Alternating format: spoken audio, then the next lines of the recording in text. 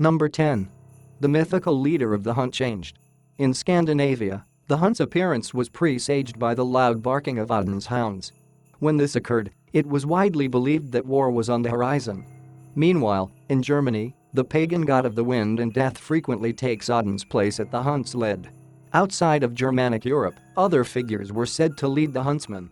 In Brittany and Wales, King Arthur was frequently depicted as the leader of the hunt, while in central France, a mythical character named the Great Huntsman of Fontainebleau was said to have warned French citizens of the murder of King Henry IV and the French Revolution.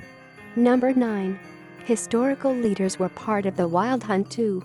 In one story from the German Rhineland from around 1250, Theodoric the Great, the Ostrogothic king who ruled over conquered Italy in the 5th and 6th centuries, encounters the wild hunt as he tries to rescue the maiden Babehold from the huntsman Fasolt, a giant who rules the forest with a vicious pack of dogs. For the medieval Germans, Theodoric the Great's conquest of the evil Fasolt was a way to remind them of their own heroic heritage. For later people, the wild hunt took on a much more menacing aspect. In these cases, the devil was frequently seen as the hunt's leader. If not the devil, then rakish rogues like Sir Francis Drake were substituted. Number 8. The Hell Wain. In medieval England, the Hell Wain was a type of death coach that behaved similarly to the wild hunt. According to 16th century author Reginald Scott, the English author of The Discovery of Witchcraft, one of Europe's first openly skeptical works on black magic, the Hell Wain was supposedly a wagon that came up from hell and could be seen on certain nights in the sky. On Earth, the Hell Wain would collect all the souls of the damned and drag them down to their everlasting torment. In Ireland, the Coist Bodher performed a similar function. In the 19th century, West Virginians told tales about a ghostly black hearse drawn by a pair of headless white horses, while in the 20th century, that hearse was updated to a black automobile. Number 7. The Witches Sabbath. Ronald Hutton, a professor of history at England's University of Bristol, has a unique view of the wild hunt. For starters, he believes that the most common depiction is a synthesis of several different myths created by Jacob Grimm. On top of this, Hutton believes the ancient story of the wild hunt directly influenced ideas about the Witches Sabbath in early modern Europe. Specifically, Hutton argues that the roots of the wild hunt stretch deep into the history of Northern Europe.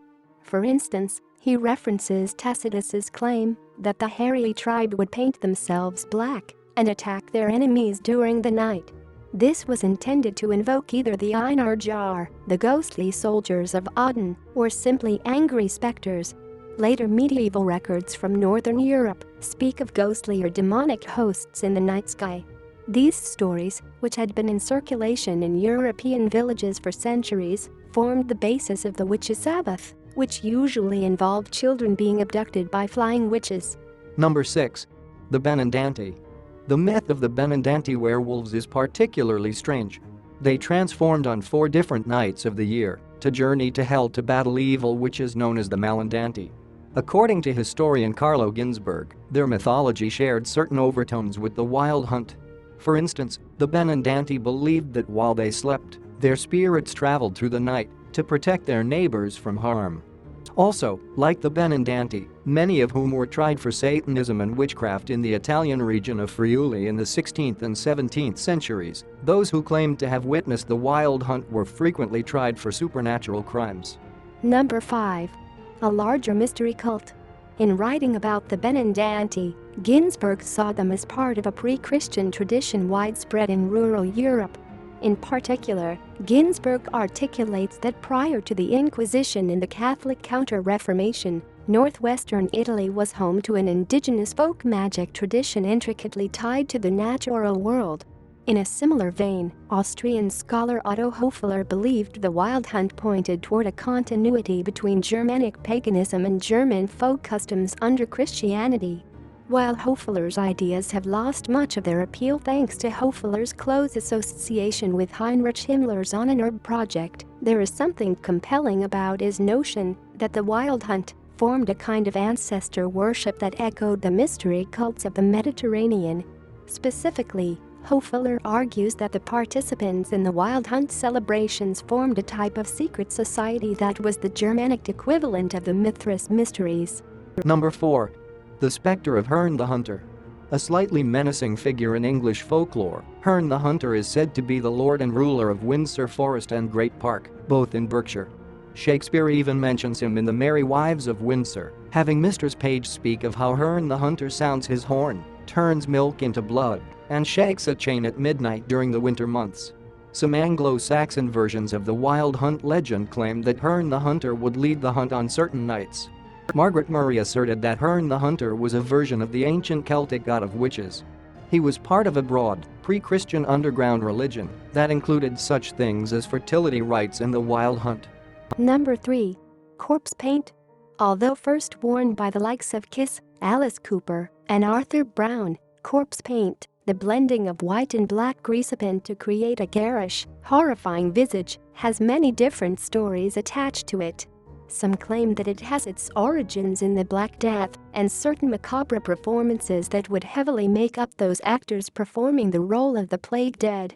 However, Austrian black metal musician Cadman articulates the notion that corpse paint has its origins in the Oscaré, or wild hunt traditions of both Scandinavia and the German-speaking regions of the Alps.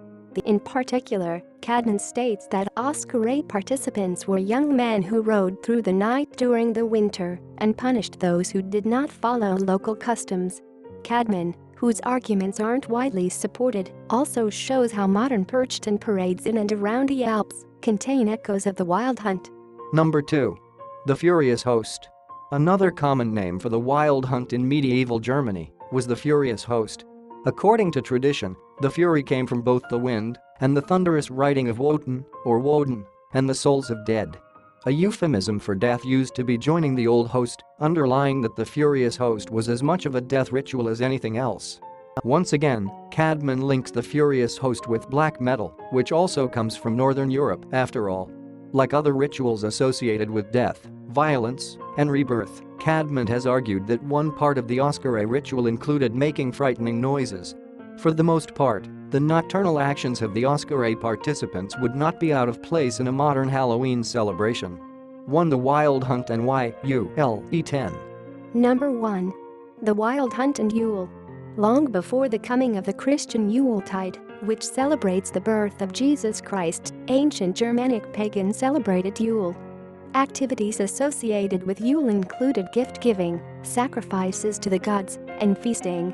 The 12 days of Yule, which roughly corresponded with December 25 through January 6, were considered a time of great magic and a time when the fates turned in a different direction. More importantly, Odin rode freely during Yule because the demarcation lines between the living realm and the land of the dead were thin and permeable.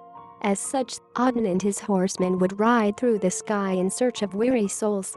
It's interesting to note that the wild hunt's closest parallels in the modern world, such as Krampus and the Perchta celebrations of Switzerland, Austria, Slovenia, and elsewhere, all take place around Christmas.